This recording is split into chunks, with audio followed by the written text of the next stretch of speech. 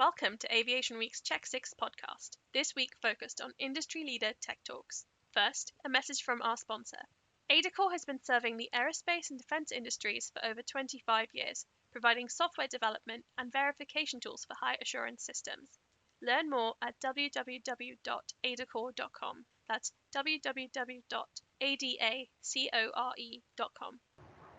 Hello and welcome to this Tech Talk brought to you by Aviation Week's Check 6 podcast. I'm Graham Warwick, Executive Editor for Technology, and my guest today is Val Miftakov, who is the founder and CEO of ZeroAvia. ZeroAvia is a startup that is developing a zero-emissions electric powertrain for regional aircraft that is using hydrogen fuel cells. ZeroAvia has just finished a series of battery-powered flights in the UK under a project called High Flyer that is supported by the British government. And the goal of High Flyer is to complete a 300-mile flight in the UK on hydrogen fuel. The flight program for the six-seater is now in the UK, mostly. So we do some validation, some ground testing in the US for, it's a distributed team. The 19-seat program that we are launching here shortly is initially going to be in the US. And then we'll see what kind of support we get from the UK government to also bring that to the UK. So you finished the initial battery flights. Is the aircraft now gone into mod to fit the fuel cell system? Is that Yeah. So everything is it's pretty much now it's being torn down a little bit. Check things post flight tests. We got pretty intensive. We had days with 3 flight tests a day. And what we're doing now is we are starting the ground tests of the sort of hydrogen system in the plane. So we've done ground tests off the plane. Now a part of the mechanical iteration for this version was get ready for complete integration of the fuel cell system. So now the frame is ready, and the placement of rest of the components is such that everything can be integrated very quickly.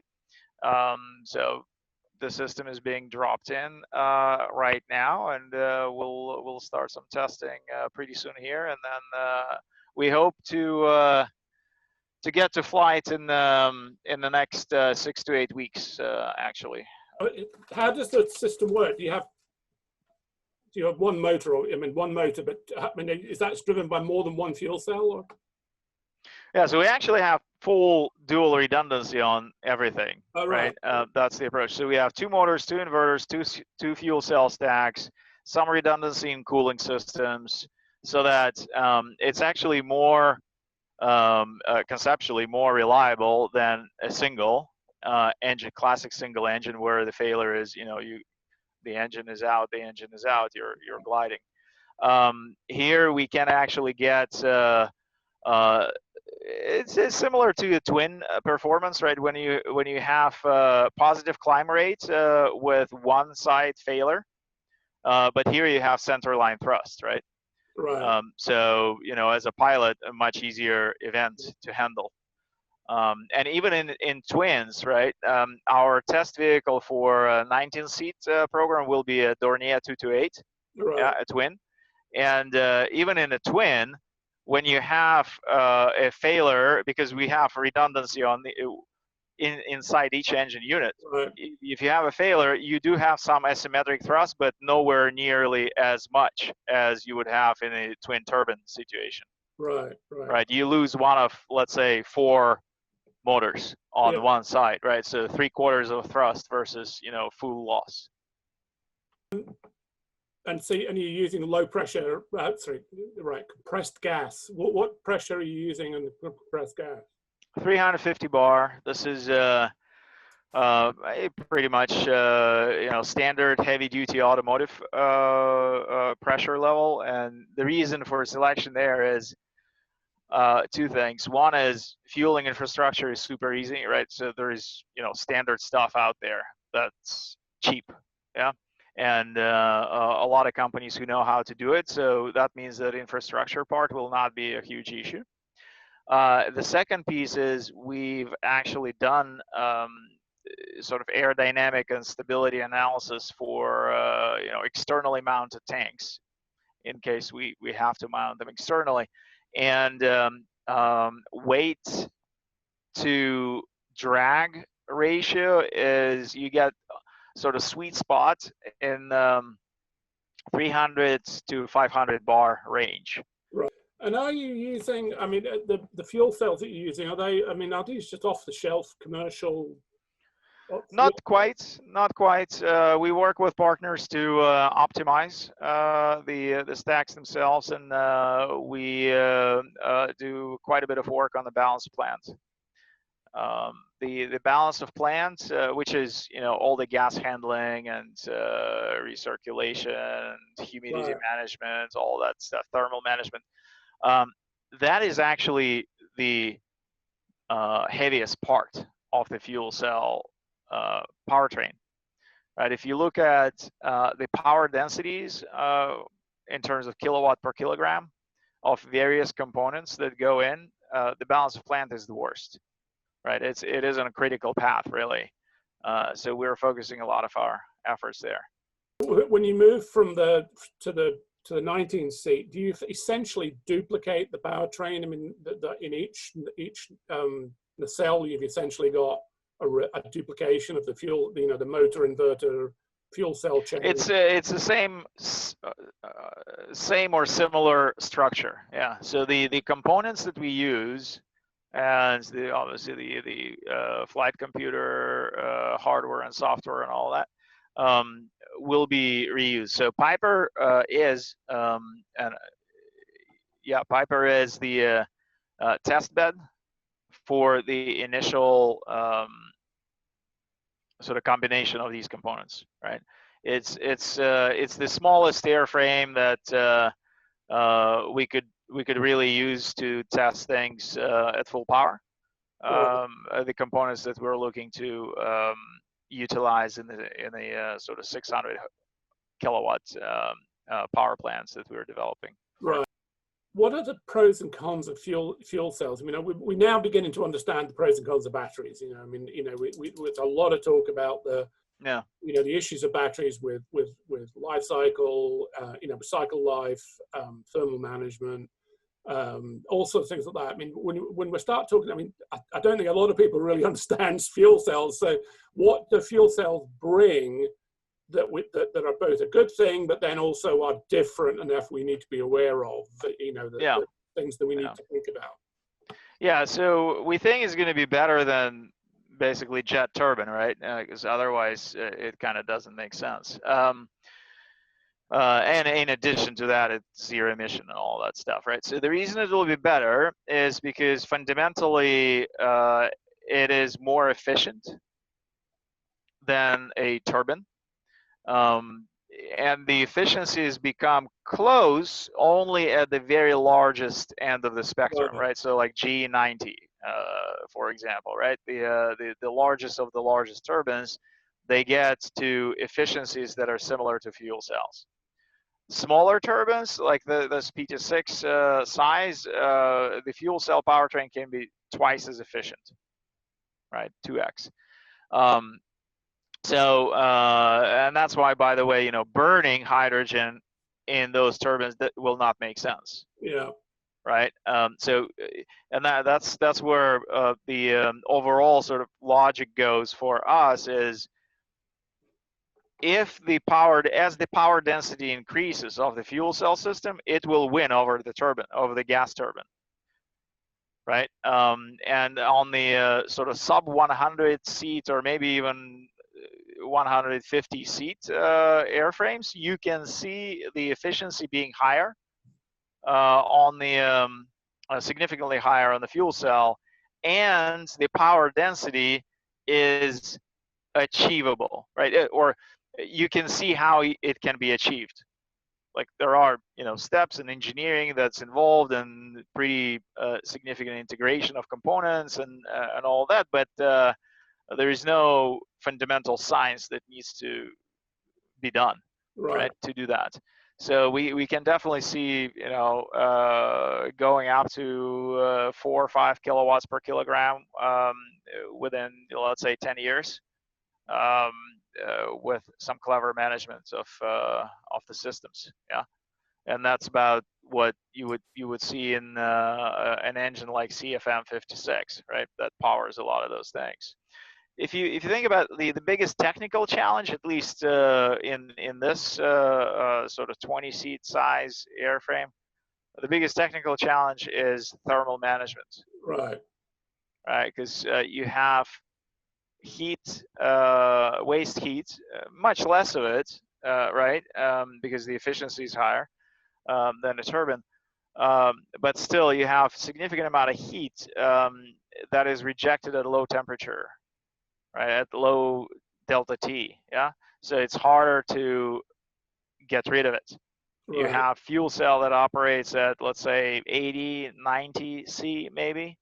And then if you're in Phoenix, you know, and you're on a takeoff, you're on the ramp at 50 C, you know, trying to take off, that's only 40 C delta, and you need to dump a lot of heat into that. So a good bit of what we are thinking through is around thermal management and, you know, how to deal with that. Once you're at cruise, you know, it's relatively easy, because the air is colder and you're not at full power, but takeoff, sea level in the desert is a nightmare. So when you deploy, you would expect to, and you talked about it on the thing, you would have a hub where you would have the infrastructure. So what we're doing, and we're actually modeling it already at Cranfield, right, in the UK. We have the electrolysis system that feeds off the renewable tariff for now, so not directly from the solar or whatever. Eventually, we want that, dedicated farms, basically, running this, or, you know, nuclear power plants, you know, whatever. So today, we have the electrolysis feeding off the grid under renewable tariff, producing hydrogen that goes into interim storage. Then there is a hydrogen refueling truck that we already have commissioned at the airport there, that holds a certain amount of hydrogen on board and can roll around the airport and fuel the planes. Right, so we're demonstrating part of this project that we're doing in the UK is demonstrating end-to-end. Right, because this is, you know, obviously, like, infrastructure is a big question. How are you going to do that? What's the approach? Will it really work? You know, what the economics is going to be, and all those things. And yeah, we think that in 3 years we'll be definitely beating jet fuel on the economics in small planes. And within, let's say, 5-7 years, we can beat. Now that assumes, you know, pre-COVID pricing of jet fuel, right? Because things are a little different now. So, and within 5-7 years, beat jet fuel for even larger vehicles, larger operators, right? That obviously enjoy better pricing. Right. Yeah. Are fuel cells being driven in the right direction by other markets that you can just feed off, or do you need to start to take charge of your own destiny in terms of the direction that fuel cells improve? Yeah, no, it's a very good question, actually. And it's a little bit like batteries, yeah. To get to, but the very different starting points, obviously, right? Right. So you know, we already have the fuel cell tech as we have today is adequate for, you know, 500-mile 20-seat vehicle, right? Yeah, engineering needs to be done and thermal management and all that kind of stuff, but the tech is adequate. Beyond that, so to move beyond that, we would have to push, right, the technology, and only aviation will push it because nobody else will care about, you know, going beyond that, because it's good enough already for ground. So it's similar conceptually, but the starting point for the battery is like, well, we don't know how to, fly for more than 100 miles in a two-seater, right? Versus, we know how to get 20-seater for 500 miles. How we go beyond that? So there's a different order of magnitude difference in the starting point. On the safety issue, I mean, how much hydrogen gets released just through, as you move through the chain? How much hydrogen gets released, and does any of it ever get released in a situation where it can potentially cause a problem, or does it always, dissipate so quickly that there's never a concentration, or do you really have to? Yeah. So normal operations, nothing gets released. Right.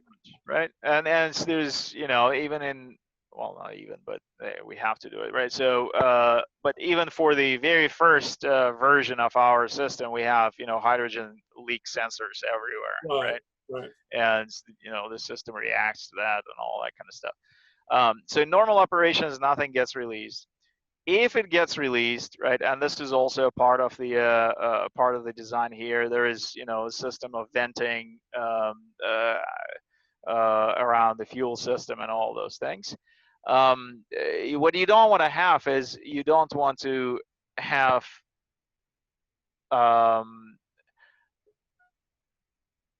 hydrogen trapped inside inside a pressure vessel, for example, right? Inside a pressurized volume of the aircraft, right? So that would be not a great thing to have. But same thing with jet fuel. You don't want fuel going through your passenger compartments and fuel lines and all that kind of stuff. Once it's in the air, it dissipates extremely quickly.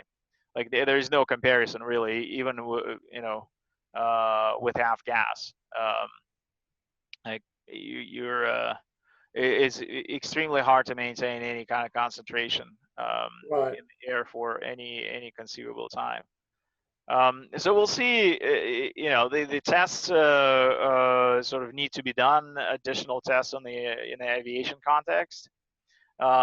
But we think that compressed hydrogen system with integrated safety in tanks, right? So all the tanks have integrated safety valves and flow limiters and automatic shut off by temperature, by flow, all those things.